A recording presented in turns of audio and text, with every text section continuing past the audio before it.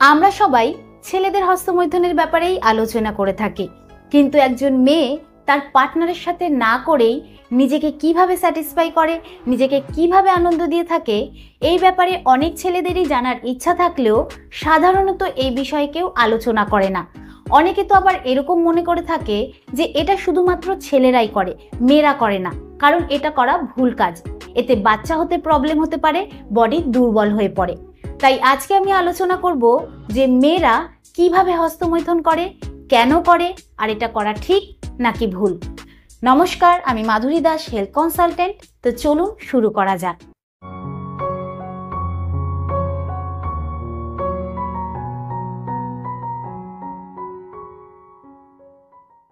অনেক কেসেই ছেলেরা এরকম কমেন্ট করে থাকে যে হাত দিয়ে করা তাদের অভ্যাস হয়ে গেছে এবং এখন গিয়ে তারা এটাকে ছাড়তে চাইছে, কিন্তু কিছুতেই তারা এটাকে ছাড়তে পারছে না। বাট অনেকেরই এরকম ভুল ধারণা রয়েছে যে মেয়েদের এরকম হয় না, কিন্তু এখানে বিষয়টাই পুরো আলাদা। মেয়েদেরও ততটাই অ্যাক্টিভলি করার ইচ্ছা হয় যতটা ছেলেদের ইচ্ছা করে, কিন্তু ছেলেদের তুলনায় মেয়েদের এই সংখ্যাটা কম হয়ে থাকে, কারণ সমাজের ভয়ে বা লজ্জায় তারা নিজের শারীরিক চাহিদাটাকে বা ইচ্ছেটাকে প্রকাশ করতে পারে না। কিন্তু এটা কোনো রকম ভুল কাজ না। ছেলেদের ক্ষেত্রে যেরকম এটা একটা স্বাভাবিক আচরণ, মেয়েদের ক্ষেত্রেও কিন্তু এটা একটা স্বাভাবিক আচরণ। তো এবার প্রশ্ন হচ্ছে যে মেয়েরা এরকম কেন করে থাকে? কারণ অনেক মেয়েরাই এরকম রয়েছে যাদের শারীরিক চাহিদা সম্পূর্ণভাবে পূরণ হয় না, যার কারণে তারা এরকম করে থাকে। এছাড়া অনেকে আবার নিজের স্ট্রেস বা উদ্বেগ কমানোর জন্য কিন্তু এরকম করে থাকে। এতে তাদের একটা স্বস্তি ফিল হয়। আর এটা করার সময় মেয়েদের ব্রেন থেকে কিছু হরমোন রিলিজ হয়, যেরকম অক্সিটোসিন হরমোন এবং এন্ডোরফিন হরমোন। অক্সিটোসিন হরমোন যে রয়েছে সেটা কিন্তু সুখ ও আরামের অনুভূতি দিয়ে থাকে, আর এন্ডোরফিন হরমোন ব্যথার যে অনুভূতি রয়েছে সেটাকে কম করতে সাহায্য করে। এর কারণে তারা একটা উত্তেজনার চরম পর্যায়ে পৌঁছে যায়। এবার জানবো এটা কিভাবে করে।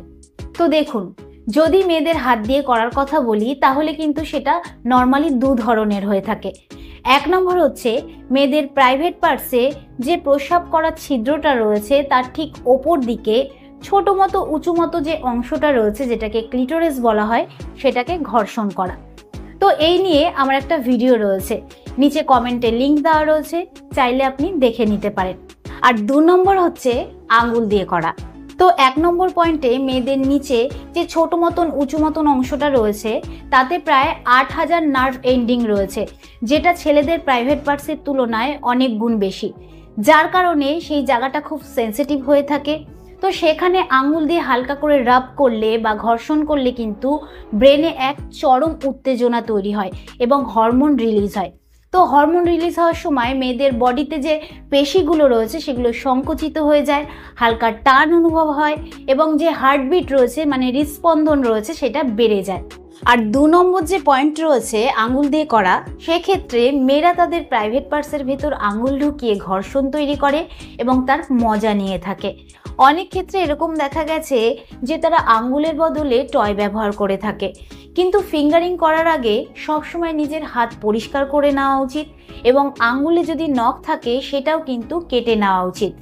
এছাড়া আরও নানানভাবে মেয়েরা নিজেকে আনন্দ দিয়ে থাকে, যেরকম হচ্ছে বালিশের মধ্যে তাদের প্রাইভেট পার্টস ঘর্ষণ করে বা থায়ে থায়ে ঘর্ষণ করে, বা তাদের নিপিলসে, বুকে, কোমরের দুপাশে বা পেটের নিচে আঙ্গুল দিয়ে টাচ করে বা হাত বুলিয়ে কিন্তু নিজেকে উত্তেজিত করে থাকে। আর যতটা ছেলেদের করতে ইচ্ছা করে ঠিক ততটাই কিন্তু মেয়েদেরও করতে ইচ্ছা করে। তাই যখন মেয়েদের একটা সঠিক বয়স হয়ে যায় তখন তারা নানান রকম টেকনিক খুঁজে বার করে নিজেকে স্যাটিসফাই করার জন্য। তো যদি কোনো ছেলে পার্টনারে শারীরিক কোনো প্রবলেম থেকে থাকে, দাঁড়ানো নিয়ে প্রবলেম থাকে, তাড়াতাড়ি পড়ে যায় বা ঠিকঠাকভাবে না করতে পারে, তখন অনেক মেয়েরাই এরকমভাবেই নিজেকে সন্তুষ্ট করে থাকে। 1994 সালে ইউনাইটেড স্টেটের জনসংখ্যা ভিত্তিক একটি গবেষণায় দেখা গেছে যে 19 থেকে 44 বছর বয়সের যে মেয়েরা রয়েছে তাদের মধ্যে প্রায় 62% মেয়েরাই কখনো না কখনো হস্তমৈথুন করেছে। আর 2018 সালে ইউনেস্কোর একটি গবেষণায় এটাকে একটা সাধারণ আচরণ হিসেবে চিহ্নিত করা হয়েছে। এবার জানবো যে এটা করা ঠিক না ভুল। দেখুন, এটা করা ঠিক না ভুল সেটা কিন্তু নির্ভর করে যে এটা কতটা পরিমাণে করা হচ্ছে তার উপর। যদি এটা কখনো সখনো করা হয় তাহলে কিন্তু কোনো রকম প্রবলেম নেই, বরঞ্চ এটা মেয়েদের বডিতে কোথায় কোথায় উত্তেজনা রয়েছে সেটা বুঝতে সুযোগ করে দেয়। এছাড়া যদি কোনো মেয়ের শারীরিক চাহিদায় বা উত্তেজনায় কোনো রকম প্রবলেম থাকে তাহলে আত্মবিশ্বাস বাড়াতে সাহায্য করে, রোগ প্রতিরোধ ক্ষমতা বাড়াতে সাহায্য করে এবং ঘুম ভালো হয়। আর শুধু তাই না, যে সমস্ত মেয়েদের উত্তেজনা কম তাদের ক্ষেত্রে কিন্তু এটা একটা চিকিৎসা বা থেরাপি হিসাবে ব্যবহার হয়ে থাকে, যেটাকে সেন্সেড ফোকাস বলা হয়। এমনকি হাত দিয়ে করার ফলে মেয়েদের যে পিরিয়ডের ব্যথা রয়েছে, মানে মাসিকের ব্যথা রয়েছে, সেটাকেও কম করতে সাহায্য করে। কিন্তু একটা কথা সব সময় মাথায় রাখা দরকার, এটাকে কখনোই অভ্যাসে পরিণত করা উচিত না। কারণ যদি কোনো মেয়ে প্রতিদিন 2 থেকে 3 বার বা তারও বেশি করে তাহলে এর মানে হচ্ছে যে সে এতে অ্যাডিক্টেড হয়ে গেছে।